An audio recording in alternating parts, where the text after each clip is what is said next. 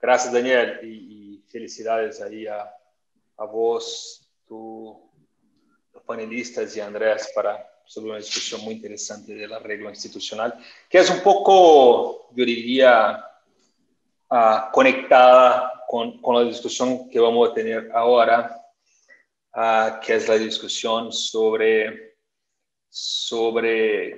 mecanismo de pago en los contratos de APP. Como saben todos,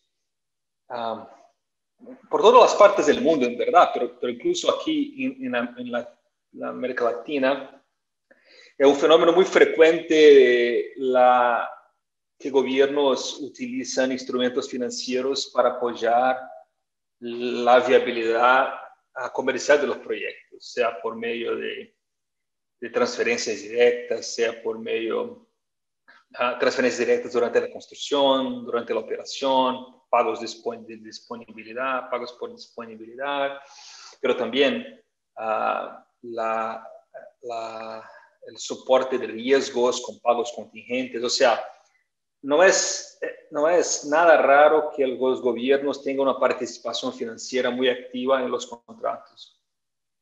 Pero esto por veces pasa sin un adecuado entendimiento de las consecuencias de esta intervención y por veces se pasa fuera de una decisión clara sobre qué tipo de instrumentos participar. Entonces, esa es un poco la discusión que vamos a tener hoy con algunas de las experiencias de APPs más importantes, más relevantes de la región. De un lado tendremos María Sandoval, un poco trayendo para nosotros la experiencia de Colombia, específicamente de cómo FDN, la Financiera de Desarrollo Nacional en Colombia, considera este tipo de instrumentos en la estructuración de proyectos. Tendremos la experiencia de El Salvador con Shafiq, que es el líder del programa desde su incepción, desde su empiezo en El Salvador, ya con proyectos exitosos para contarnos.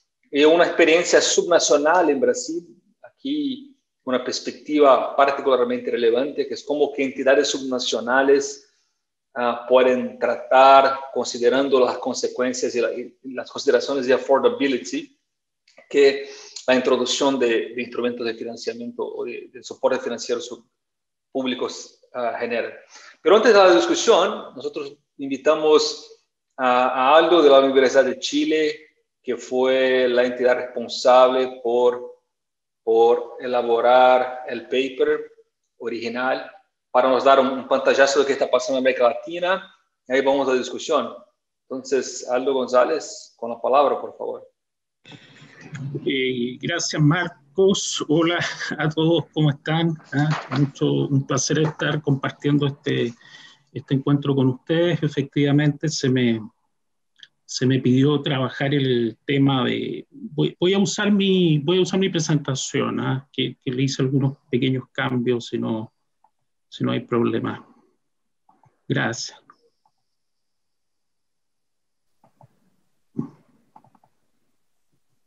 Ahí se ve, ¿no? ¿Se ve el...? Sí, se ve. Se ve, perfecto.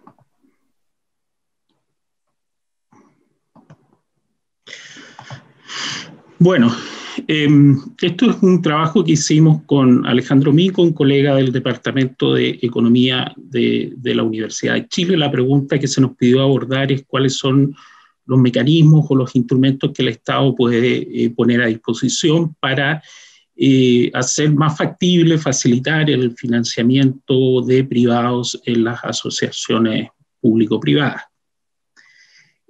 Acá hay un resumen de la relevancia de las APP y el tema del financiamiento. Esto es algo probablemente conocido por ustedes. El aporte privado en las APP es el financiamiento, pero además la operación de las infraestructuras. Son las dos componentes. Son proyectos de largo plazo, con contratos que varían entre 20, incluso hasta 40 años, con una alta inversión inicial que se tiene que recuperar en todo el periodo del contrato. Los aportantes de fondos privados son de distinta naturaleza. Hay inversionistas institucionales que están sujetos a diversas regulaciones prudenciales, principalmente relacionadas con el riesgo. Están los fondos de pensión, los bancos, las aseguradoras, y también hay inversionistas privados puros que andan buscando oportunidades de negocio y buenas rentabilidades, y a todos ellos los queremos atraer a participar en las APP, pero el objetivo de atraer financiamiento privado no es, por decirlo, no es un objetivo en sí mismo, sino que el objetivo final es obtener provisión eficiente de infraestructura a un costo razonable, a costo tanto para los usuarios, para la sociedad y también desde el punto de vista fiscal del Estado.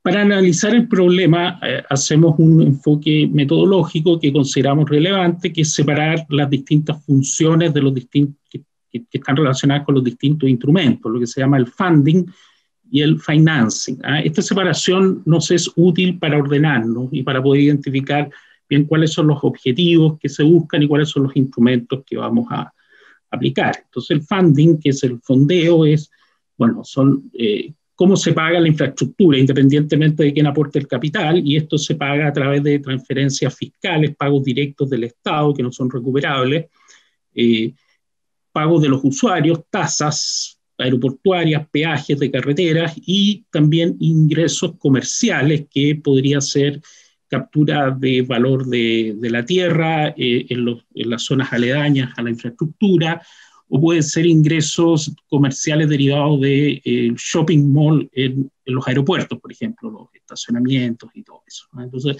la suma de esas tres componentes en general tiene que ser capaz de pagar la inversión que demanda la EPP, la inversión más los costos operacionales. Acá yo me simplifiqué a poner solo inversión, pero son inversión más costos operacionales. Y al comienzo, y acá vamos al financing, esto la inversión se cubre a través de una mezcla de deuda y capital. La deuda normalmente son préstamos bancarios, bonistas, y el capital son el mismo concesionario que aporta sus recursos, pero además inversionistas privados que andan buscando un poco más de rentabilidad. Y aquí se produce la situación de equilibrio.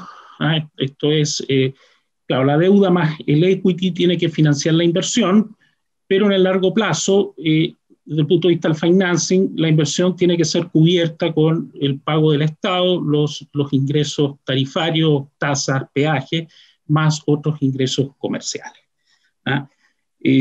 Una licitación competitiva hace que la transferencia se ajuste a lo que demanda la inversión, o el peaje que se demanda se ajusta, da una transferencia fiscal fija a pagar la inversión. Es decir, esta ecuación del lado derecho, por decirlo así, se ajusta en la licitación competitiva. Y aquí hay un tema que es fundamental, que a veces genera confusión, que el rol de la transferencia fiscal es el equilibrio financiero del proyecto, de hacer un proyecto socialmente rentable, que el Estado quiere hacerlo, lo transforma en privadamente rentable, es decir, que alguien lo quiera ejecutar y obtener el pago. El rol de la transferencia no implica que el Estado tenga que participar como proveedor de deuda o de equity, porque si el Estado se hace proveedor de deuda o equity, significa que espera recuperar eso. Una transferencia fiscal o subsidio a un proyecto no tiene ese objetivo, es simplemente remunerarlo. Y los pagos de cada uno de los aportantes de capital, la deuda es lo primero que se paga, por los ingresos tiene prioridad, y el capital se paga una vez que se cubrieron los compromisos de deuda. Es como se dice, el reclamante residual de todos los ingresos que tiene la APP.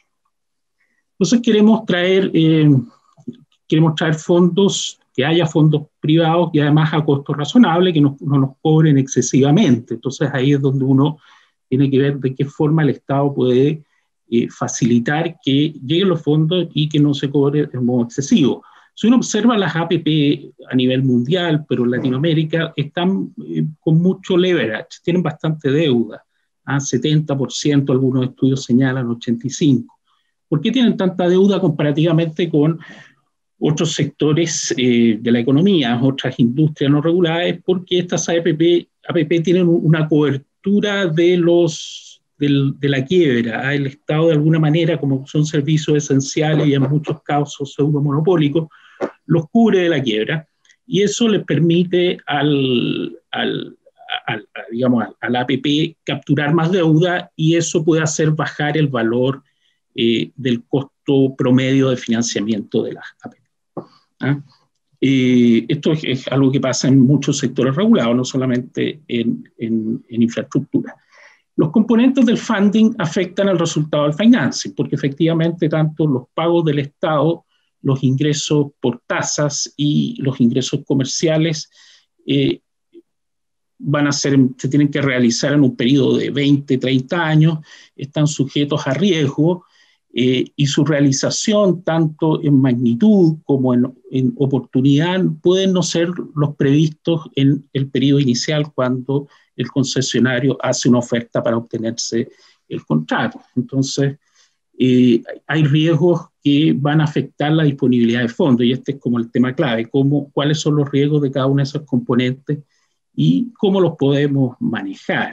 Incluso los pagos del Estado tienen algún riesgo, y no solamente el riesgo soberano, sino que pueden ser pagos que dependan de la disponibilidad de infraestructura en determinada calidad, y ahí el Estado puede interpretar que la calidad no está siendo satisfecha y puede no pagar lo que inicialmente prometió. Los ingresos por peaje en contratos de plazo fijo son evidentemente, digamos, variables, riesgosos, y van a depender de muchos factores, tanto macroeconómicos como microeconómicos. Y finalmente, los ingresos comerciales adicionales están sujetos a mucha variabilidad.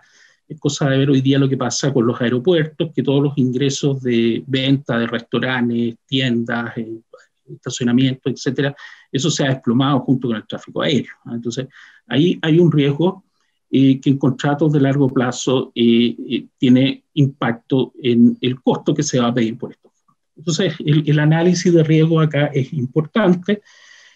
Hay bastante literatura que trata de clasificar los riesgos a los cuales están sujetas las APP, desde el riesgo soberano político, los riesgos regulatorios, los riesgos macroeconómicos, muchas veces el tráfico, sobre todo de carga de pasajeros aéreos, muy dependiente del PIB, del ciclo económico mundial, riesgos de sobrecostos, riesgos ambientales, tanto de, digamos, catástrofes naturales, por ejemplo, como también medidas de mitigación que exija la autoridad por presión de la ciudadanía respecto de las infraestructuras, que produce un impacto en sus entornos.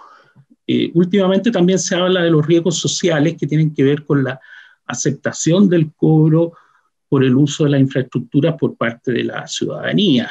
Yo quiero dar un ejemplo ahora, el caso de las carreteras urbanas en Chile. Cuando uno las emplea últimamente, observa muchos autos que no tienen placa patente, que la retiran. Eso significa que no pagan porque el concesionario no tiene cómo leerla al momento de pasar por los pórticos. Yo lo encuentro bastante grave y feo.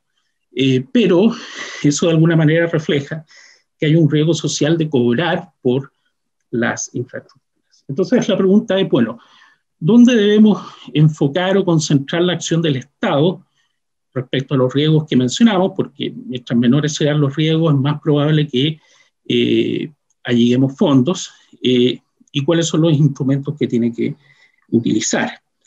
El concepto general es que el Estado debiera cubrir o mitigar riesgos que no dependen directamente de la acción del concesionario, y además en los cuales no exista oferta privada. La oferta privada, por ejemplo, hay seguros por tipo de cambio hoy día, dependiendo del país. Dependiendo de cada país, puede uno asegurarse al tipo de cambio debido a la existencia de instrumentos en la oferta privada. Hay seguros por terremotos, por sismos y algunas catástrofes naturales, Pero hay otros riesgos, por ejemplo, de recesión, de caída de demanda, en los cuales no existe una oferta profunda, por decirlo de alguna forma, por parte de instrumentos privados, y en ese caso el Estado tiene un rol para jugar ahí. Los instrumentos que observamos, digamos, hasta un listado de distintos instrumentos que se observan principalmente en Latinoamérica, pero también fuera de ella, para facilitar los fondos, la llegada de fondos privados. Lo primero son las transferencias, que como dijimos, eso es una condición para equilibrar el proyecto. No cumple un rol específicamente para atracción de fondos. Luego están los seguros que puede dar el Estado en algunos casos como tipo de cambio, de desastres naturales. La garantía de ingreso también es un seguro, lo pongo aparte principalmente porque es un instrumento muy utilizado que apunta a cubrir los riesgos de demanda, sobre todo en contratos de plazo fijo y en proyectos sin historia, en los cuales es muy incierto cuál es la demanda. Claro, si hay una concesión, hay una carretera ya operando que se desea reconcesionar porque terminó el plazo de concesión, uno ya tiene una cierta experiencia en ella, hay tráficos, hay mediciones y puede no ser tan necesario proveer una garantía de ingreso. En muchos casos el concesionario puede optar a ella. En algunos países se utiliza, en Colombia, Chile, si es que requiere o no requiere garantía de ingreso, y si requiere tiene que pagar algo, a lo mejor se le da un menor puntaje. Están los contratos flexibles, el contrato clásico de menor valor presente en los ingresos, donde si los ingresos caen, el plazo del contrato se va extendiendo hasta cubrir una meta de ingresos en valor presente ofrecido por el concesionario al momento de realizar la oferta. Aldo, sí, 3, 4 minutos más, por favor. Sí, vamos, yo creo que estamos bien. Y los aportes por sobrecostos, que también existen. En el caso del financing, acá viene una duda respecto a si cuál es la razón para que el Estado ponga fondos como proveedor de deuda o capital. Aquí la pregunta es también, ¿hay alguna falla de mercado, algún objetivo de política hay que cumplir que haga preferible que esto lo provea el Estado y no el privado? Si el costo de la deuda privada es muy alto, el país tiene algún problema en atraer fondos, se podría justificar. Siempre acá es necesario comparar la opción de poner deuda por parte del Estado en comparación a una garantía de ingreso. Siempre es bueno hacerse ese test. ¿Qué logra la deuda que no logra la garantía de ingreso? ¿O se está subsidiando? En ese caso, quizás sería más transparente hacerlo por la vía de la transferencia directamente. Y el caso del equity también no es algo muy utilizado en APP, pero a veces se plantea, ¿cuál es la razón por la cual justificaría que el Estado participe en el equity del proyecto? ¿Es porque requiere obtener información que no obtendría de otra manera? ¿Es porque es un sector estratégico? ¿Es porque no puede controlar todas las variables a través del contrato regulatorio y tiene que hacerlo en la administración de la concesión? Y además ahí en el equity se produce el problema del conflicto de interés, porque por un lado el Estado regula, pero por el otro lado es propietario. Y ese conflicto a veces es complejo de administrar. Bueno, acá están las disponibilidad de instrumentos por país. Yo me voy a saltar esta parte, dado que hay panelistas que van a hablar más de eso. Hay una variación de instrumentos de acuerdo a 4 países que analizamos. Y algunos criterios de evaluación de los instrumentos. El más importante es el impacto fiscal. ¿Cuál es el impacto fiscal de los compromisos que adquiere el Estado con el concesionario? Acá hay varios problemas, problemas de inconsistencia dinámica que la economía identifica, por ejemplo, los sesgos de corto plazo. Yo anuncio obras que comprometen pagos futuros, mi periodo de gobierno termina en 4 años y yo comprometí 5 gobiernos en adelante. Las cuentas fiscales de presupuesto, de deuda, son muy orientadas al corto plazo, no tienen esta mirada más larga por regulaciones internacionales. Entonces, no es culpa que los gobiernos sean así miopes, sino que simplemente la forma en que los evalúan está orientada al corto plazo. Hay mucha opacidad de pagos contingentes. Los pagos seguros son más visibles que los pagos probables, pero los pagos probables pueden todos gatillarse y eso obliga al Estado. Ahí las recomendaciones son bastante básicas de contabilidad, es identificar al comienzo del proyecto APP todos los pagos fiscales seguros y contingentes, es decir, las garantías tienen que ser identificadas y cuantificadas. Estimar la máxima exposición al riesgo del fisco. Esto es, en los periodos de recesión caen los tráficos, si caen los tráficos es probable que todas las garantías se gatillen al mismo tiempo y eso va a generar un impacto negativo en las cuentas fiscales, entonces hay que poner ciertos límites, hay que medir eso. En condiciones normales no es probable que todas coincidan, pero en una recesión sí. Y lo último es poner algún límite en la garantía, que varios países lo tienen, y hacer un cobro ex ante. Como no hay mercado, es difícil calcular el precio, pero se puede hacer por algún método actuarial de calcular, de cobrar por la garantía al momento de postular la concesión. Eso obviamente va a subir el costo de la concesión, pero es un costo que se tiene que reflejar. Hay otros criterios de sostenibilidad, de apoyar al proyecto en todas sus etapas, recuperar los fondos. Los fondos de inversión operan así, los fondos estatales tratan de recuperar porque prestan dinero, pero las transferencias fiscales y las garantías de ingreso no necesariamente uno esperaría que sean recuperables. Cumplen otra función. Y finalmente la vulnerabilidad al ciclo político.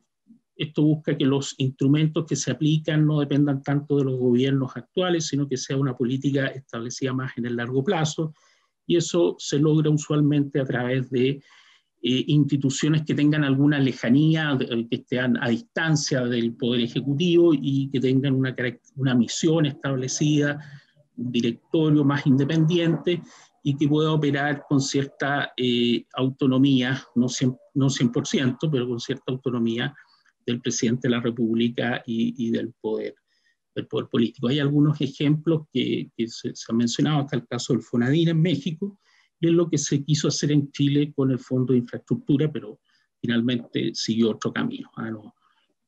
No es lo que se pensó inicialmente. Conclusiones, los principales mensajes que se quieren dar con este trabajo es diferenciar los roles de cada instrumento, los objetivos. Las transferencias fiscales tienen un objetivo distinto de las garantías y las coberturas contingentes a ciertos riesgos.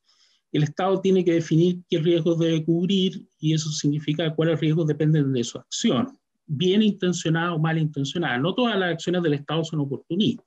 Lo que pasa es que los entornos cambian y el Estado se ve obligado a tomar medidas distintas. Por ejemplo, todos los cambios de política de transporte, impuestos al carbono, etcétera, van a afectar los flujos y los ingresos de la infraestructura. Cuestionarse cuál es el rol del Estado como proveedor de deuda o capital. Hay que tener claro qué es lo que se quiere hacer, que no se puede hacer de otra forma. Y finalmente, hacer una buena contabilidad fiscal de los instrumentos que el Estado está utilizando. Eso sería. Muchas gracias. Mil gracias, Aldo, por la contribución.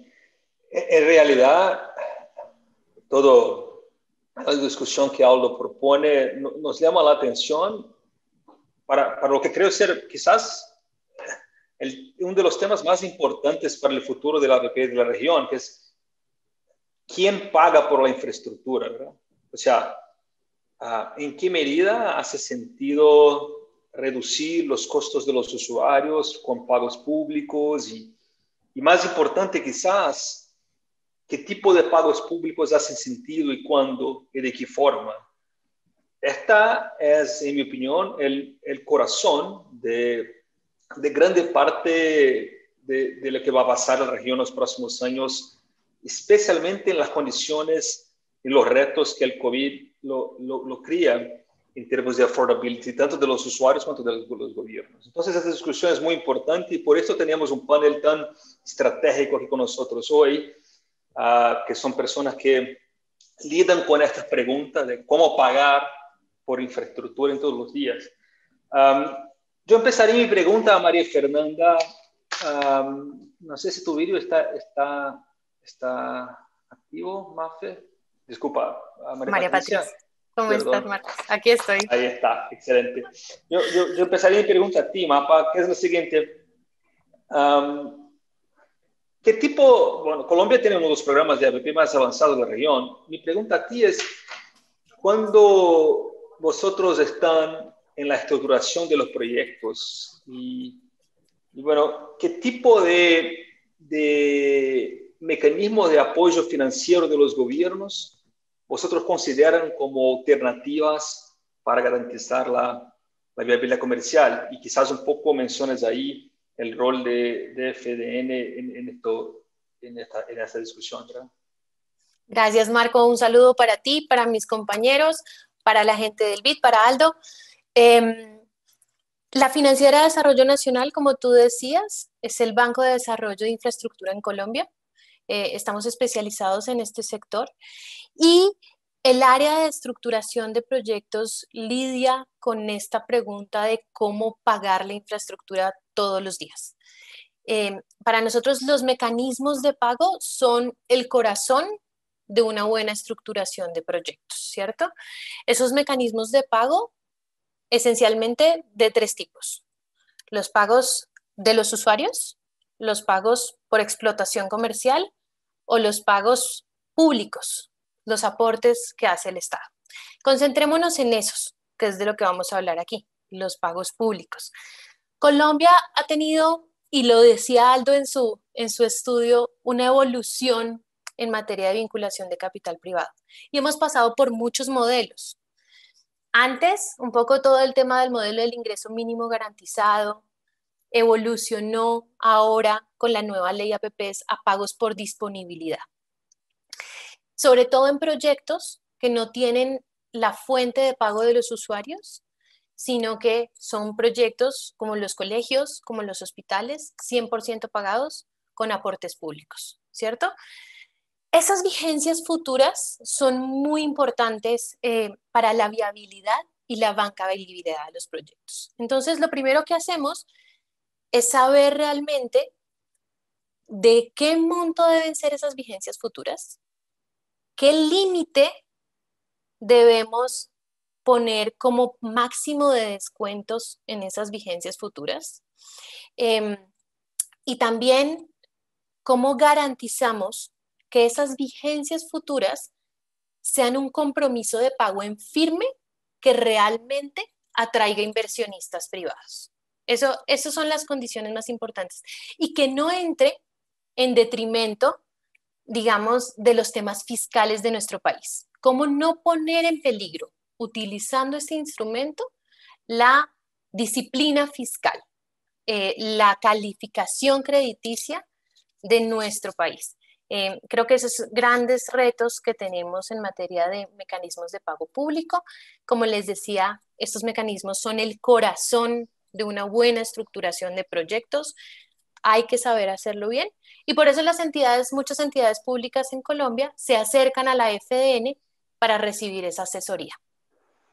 Excelente, Mapa, y tienes razón, ¿no? El éxito o muerte de un proyecto depende de la capacidad de decidir bien quién lo paga, y esto me lleva a la pregunta a Ramiro, si puede, Ramiro, porque en Brasil los instrumentos de apoyo público son también distintos y muy regulados por ley. ¿Nos puede presentar un poco cómo en Santa Catarina vos consideran estos pagos? ¿Qué tipo de instrumentos existen y cómo básicamente eligen estos instrumentos cuando estructuran un proyecto en Santa Catarina? Sim, Marcos. Bom dia. Buenos días. Depende de dónde estamos. Lamento, pero voy a hablar en portugués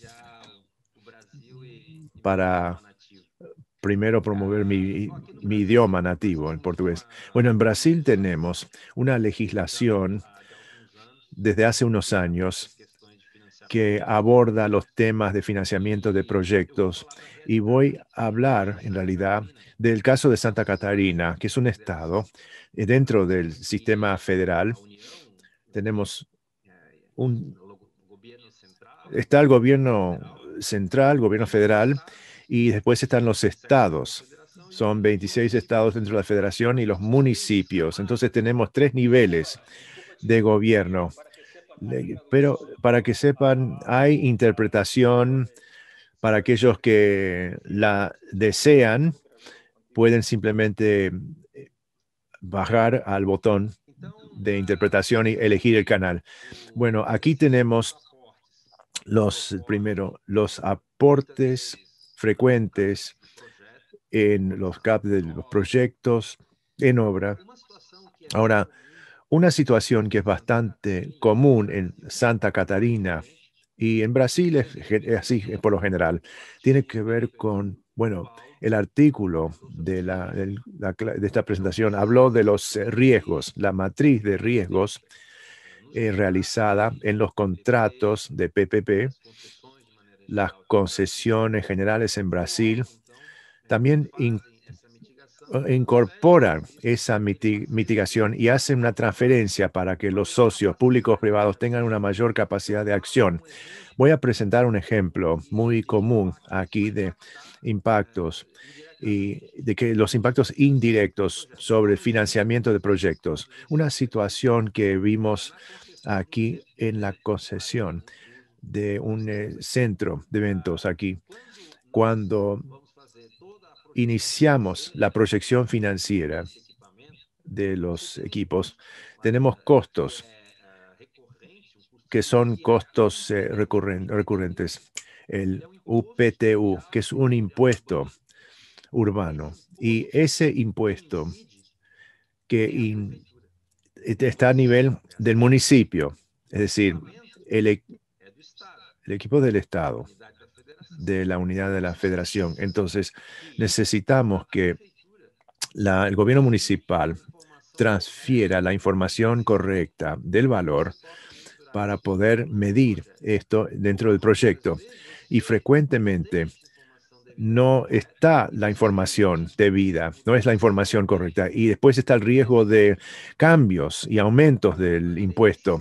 Entonces, en el caso del riesgo, ese riesgo sería un tema que debíamos considerar, como lo indica el artículo de los riesgos de costos de operaciones, por ejemplo. Esos riesgos son absorbidos por el Estado. Si vemos un momento, en el momento del valor previsto los impuestos, esto será necesario realizar ese reequilibrio y será absorbido por el Estado de concesionario. Ahora, si el valor es menor, esta es una situación en donde el municipio hace una exención o reduce el valor previsto del impuesto. Y de la misma forma, el Estado que puede que requiera ese equilibrio. Entonces, en este análisis de matrices de riesgos, tenemos que mitigar los impactos financieros en el proyecto.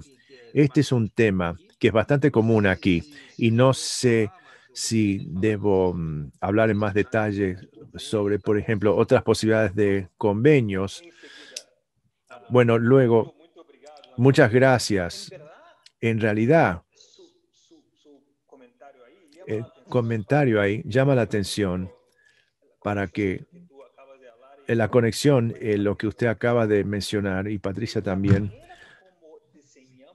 la manera de que diseñamos la infraestructura, además del sentido general, económico y financiero, tiene importantes consecuencias para la ingeniería interna de los incentivos del contrato.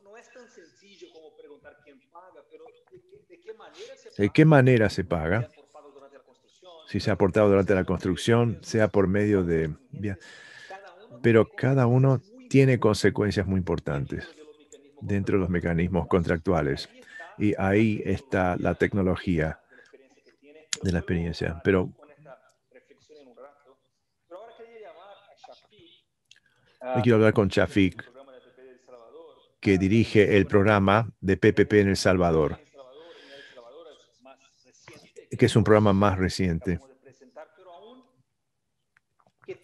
Pero, ¿qué instrumentos? Puede que debido a eso hay más claridad sobre los instrumentos de apoyo público. Entonces, la pregunta pragmática aquí es, ¿qué instrumentos de apoyo financiero tiene El Salvador, tiene a su disposición?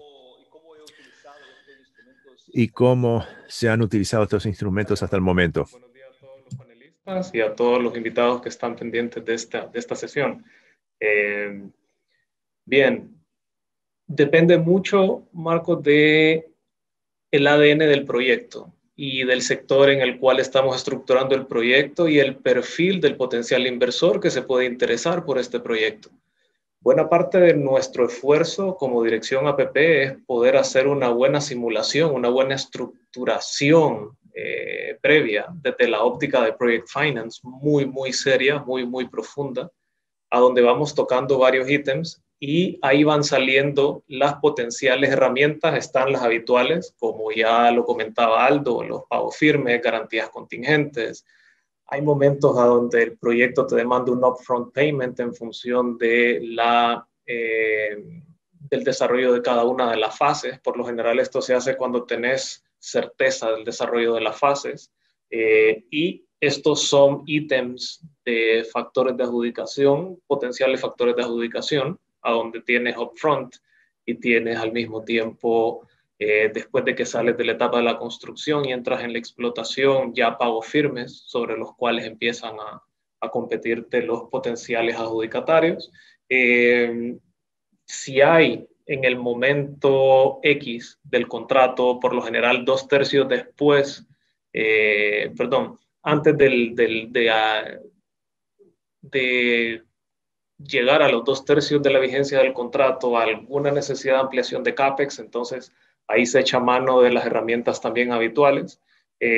También lo mencionaba Aldo, todo el tema de seguros. Ahí nosotros estamos explorando con los primeros 3 proyectos que vamos a llevar al mercado en este año, las garantías de crédito parcial, que la banca multilateral pone a disposición, no solo los sistemas APP, sino que de otro tipo de estructuración de contratos muy en línea con Project Finance, para poder abaratar y mejorar el costo de la transacción, hacerlo bancable y al mismo tiempo subir la categoría de riesgo del proyecto, especialmente en El Salvador, dado el nivel de endeudamiento que tenemos actualmente. Ese tipo de figuras son sumamente atractivas para nosotros en este momento y ya haciendo un pre-market test con potenciales interesados, lo hemos puesto sobre la mesa, no desde una perspectiva muy firme, pero se ha mostrado una inclinación muy favorecedora para poder mantenerse con el interés de esas transacciones que están, en el caso de El Salvador,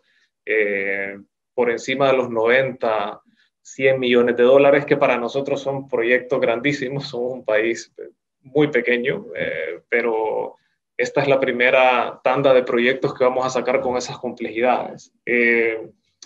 Desde la óptica, Marcos, de potenciales ecualizadores o herramientas que nosotros utilizamos para poder mantener la bancabilidad del proyecto en proyectos autosostenibles, porque habitualmente esto se hace en proyectos cofinanciados, tratamos de no necesariamente hacer un enhancement del proyecto en su bancabilidad a partir de disponibilidad futura fiscal, sino que, por ejemplo, si el factor de adjudicación es un canon y en algún momento te surge una activación contingencial, entonces tú en el contrato y vía bases de licitación como concesionario tienes la capacidad de pagar menos canon en función de presentar este sobrecosto que tuviste o esta situación impredecible que hizo que tu equilibrio económico-financiero se desbalanceara un poco. Al final nosotros siempre tratamos de poder estimular la tranquilidad del equity holder en función de un retorno sobre su inversión. También nosotros somos un país dolarizado, es el único país, junto con Panamá, somos los 2 países dolarizados de la región y el otro es Ecuador. Sí, eso tratamos de que sea una catapulta importante para poder garantizar inversiones en nuestra infraestructura. Sabe que escuchando un poco los otros colegas, yo tengo la sensación que el tema crítico aquí es que, bueno, hay como un menú de alternativas, ¿verdad? Se puede elegir varios instrumentos. Entonces, la racionalidad que cada país utiliza para elegir esos instrumentos es llave. Tú mencionaste ahí que tiene que ver un poco con el ADN de cada proyecto. No sé si puedes darnos un poco más de detalles sobre cómo se elige o cómo se elegiría un instrumento, quizás con un ejemplo de un proyecto en que uno de estos instrumentos se utilizó.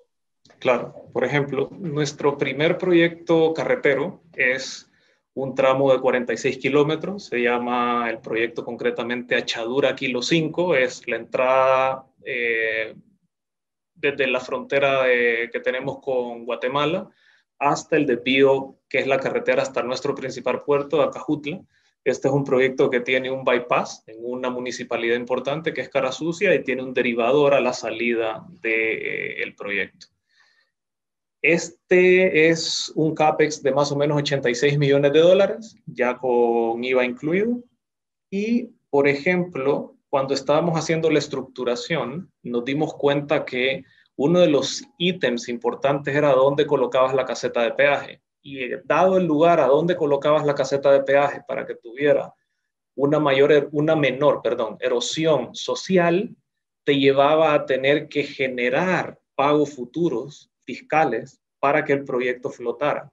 Pero no necesariamente era suficiente poner pago firme sobre la mesa, sino que tuvimos que ir a una estructuración con pagos upfront, teniendo la certeza del desarrollo de las dos fases del proyecto, un proyecto a 30 años, y en el año 1, pues el Estado pone hasta un 50% del CAPEX, y en la fase de desarrollo, que es en el año 14, pone también hasta un 50% del CAPEX, y durante la etapa de explotación pone un cierto monto como pago firme del proyecto. Claramente esto está muy atado, Marco, a la bancabilidad del proyecto en función de los productos bancarios que el mercado local e internacional te puede dar.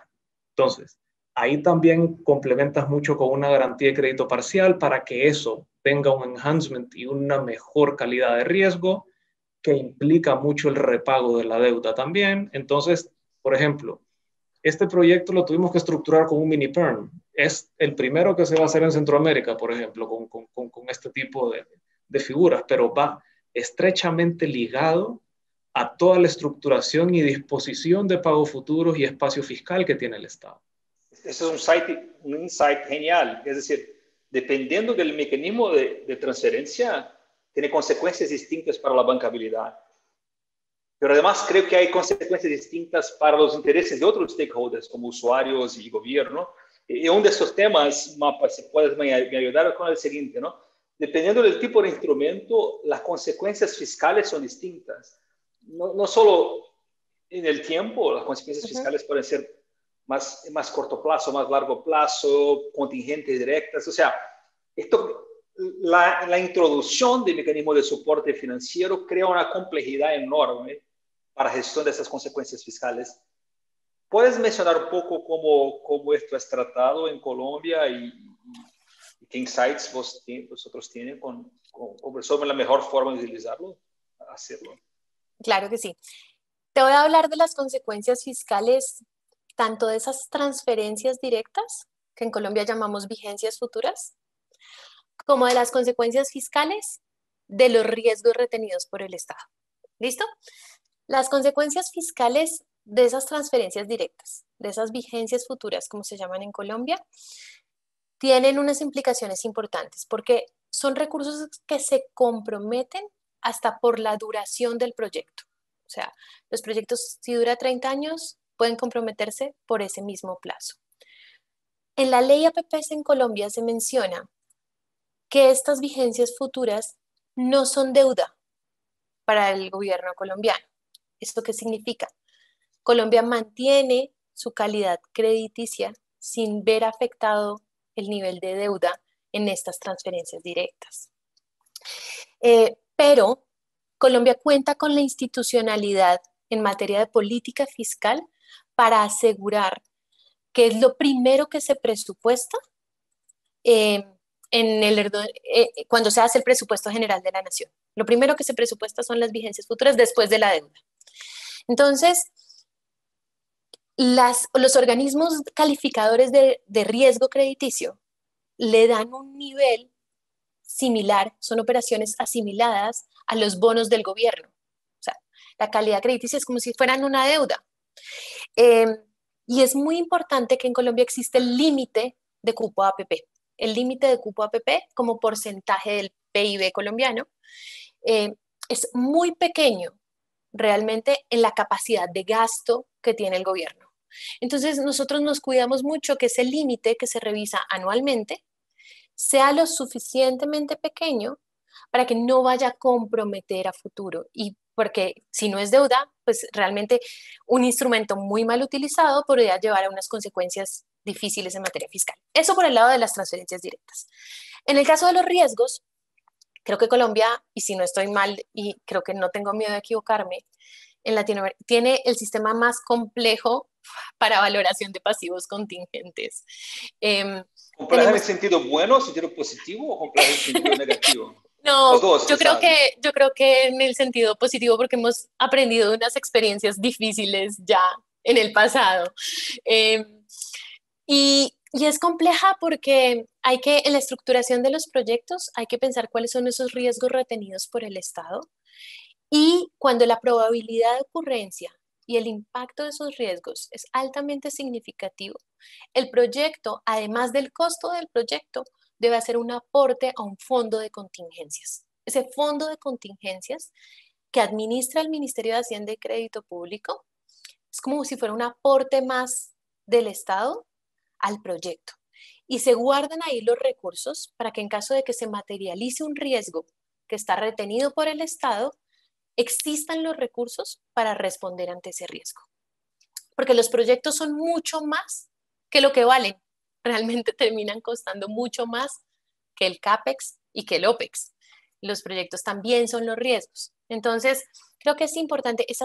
Nosotros aprendimos un poco con sangre en el pasado que no guardar recursos para esas contingencias puede tener impactos fiscales importantes. Gracias, Apa.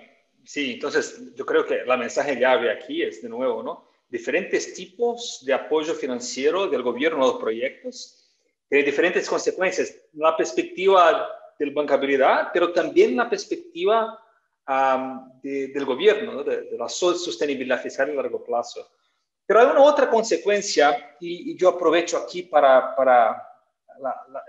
el privilegio de tener a alguien de una entidad subnacional, Ramiro, porque hay una otra consecuencia de estos mecanismos de pago público para entidades subnacionales que tiene que ver con affordability, ¿no? La capacidad de pagar estos compromisos que se asumió. Y esto es particularmente problemático para entidades subnacionales. Entonces, mi pregunta a ti es, ¿cómo en Brasil las principales entidades subnacionales que están llevando la agenda de APP están tratando de estos temas? ¿Y hay soporte, hay apoyo del gobierno central en Brasil para esto? Sim, vou até falar mais devagar. Sí, voy a hablar más lento para no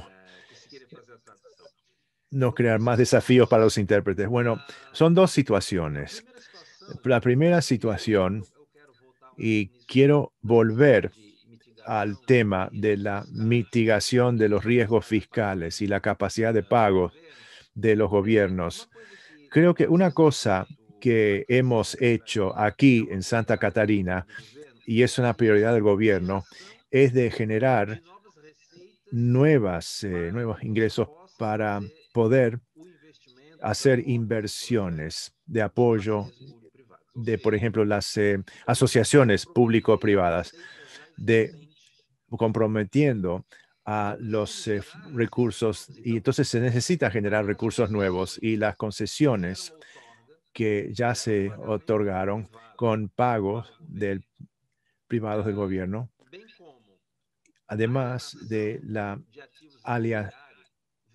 por ejemplo, los activos de mobiliarios, de propiedades del Estado, propiedades de los gobiernos, que van a generar nuevos ingresos que van a entrar en el gobierno, que no estaban ya comprometidos con algún tipo de comprometimiento presupuestario. Esto puede alimentar el programa de asociaciones entre el gobierno y el Estado. Así que crear esto por medio de las concesiones, por medio de de ventas de activos mobiliarios, y estas son los que van a utilizar para los pagos públicos de proyectos de PPP. Esta es la situación para equilibrar las obligaciones fiscales, para no comprometer las partidas existentes y los recursos. Y con respecto al apoyo al gobierno federal y el gobierno central, tenemos convenios, y esto fue durante el Mundial, con la construcción de los estadios y el sistema de metro y los otros sistemas de transporte durante el Mundial en Brasil, que fue una práctica común. Entonces tenemos un convenio entre el gobierno federal y los estados y los municipios, donde hubo una transferencia de recursos gubernamentales, y esos recursos se utilizaron para pagar estas deudas. Tenemos, por ejemplo, un ejemplo de una PPP para la construcción y operación y mantenimiento de unos centros socioeducativos para menores de edad con algún problema con la ley, y que tenemos un convenio establecido. Entonces, el gobierno federal transfiere esa responsabilidad al gobierno de Santa Catarina, y ese recurso del gobierno federal se utiliza o será utilizado en 3 desembolsos. Primero, la estructuración del proyecto, la contratación de consultores, el modelaje del proyecto. Segundo, para las obras de construcción de estas nuevas unidades socioeducativas. Y tercero, también adquisiciones de equipos para las unidades socioeducativas. Y en Brasil, esto es de gran valor, e inclusive reduce la necesidad de garantizar estos proyectos en la medida en que ya hay recursos garantizados aportados al inicio del proyecto, que va a disminuir la necesidad de garantías para las operaciones. Entonces, esas dos formas, la generación de nuevos fuentes de ingresos y también los convenios con el gobierno federal y local, son dos posibilidades que se han utilizado. En Colombia hay mecanismos similares, ¿verdad? De apoyo a entidades territoriales. Sí, en este momento, digamos, el mayor reto que tenemos en la FDN son los proyectos cofinanciados. En sistemas de transporte masivo lo estamos implementando ahorita para educación, para escuelas, y la verdad es un reto porque los proyectos están en las ciudades y la mayor cantidad de los recursos están en el gobierno nacional. Entonces, esas operaciones cofinanciadas son el mayor reto que nosotros tenemos en este momento, y hemos encontrado un modelo de los entes gestores en Colombia que es bien interesante, que es un tercero que reúne los recursos del orden nacional y del orden territorial, que saca sus propias vigencias futuras, es un tercero también del Estado, y que eventualmente es él quien es el concedente de la infraestructura, este tercero. Entonces, en esas operaciones cofinanciadas, pues hay una experiencia interesante que con mucho gusto podemos compartir con ustedes cuando sea necesario. Excelente. Este tipo de problema también está muy activo en Brasil hoy en día en el tema de que se llama ahí consorcios públicos, en que diferentes entidades públicas se reúnen para un contrato solo de APP. Es el caso, por ejemplo, del proyecto de agua y saneamiento, en que varias municipalidades tienen solamente un poder concedente. Pero ahí, cuando se introducen los pagos públicos, hay un montón de problemas institucionales asociados a bueno, ¿quién es la entidad responsable por pagar? Porque esa tercera entidad no tiene capacidad fiscal, no tiene impuestos. Así que, bueno, hay un reto por adelante, pero creo que eso quizás es parte del próximo bien público regional, ¿no? Marcos, una pregunta, sí. Las preguntas que están en el chat hacia nosotros, ¿quieres que las contestemos por escrito? Porque sí, creo que se nos acaba el tiempo. Sí, estamos fuera del tiempo. Gracias por las preguntas a todos. Intentaremos procesarlas y hacer aquí y contestarlas, ¿no? Concretamente, yo creo que un poco escuchando a todos, mi sensación es de nuevo, es que la manera como se paga por la infraestructura tiene importantes consecuencias para más allá de la pregunta típica económica, ¿no? Dependiendo como vosotros ya indicaron, la manera como se paga infraestructura, cambia la bancabilidad del proyecto, cambia los impactos fiscales, cambia la affordability como Ramiro acaba de mencionar. Y también cambia, hay creo una otra dimensión que tiene que ver con los incentivos para desempeño, y esto imagino que sea central también dentro de las discusiones de estructuración. O sea, la manera como se paga, el mecanismo de pago, como Mapa mencionó, es el corazón de la estructuración, y en mi opinión es la diferencia entre el éxito y el fracaso del proyecto de APP, y eso va a ser todavía más verdadero en el futuro de los programas de infraestructura en la región. Entonces, por esta razón, por tener comprometidos a discutir un tema tan importante, Shafik, Mapa, Ramiro, Aldo, mil gracias por la disponibilidad, y por favor, mantenemos esta discusión activa para que podamos contribuir con el éxito del programa de APP. Gracias a todos.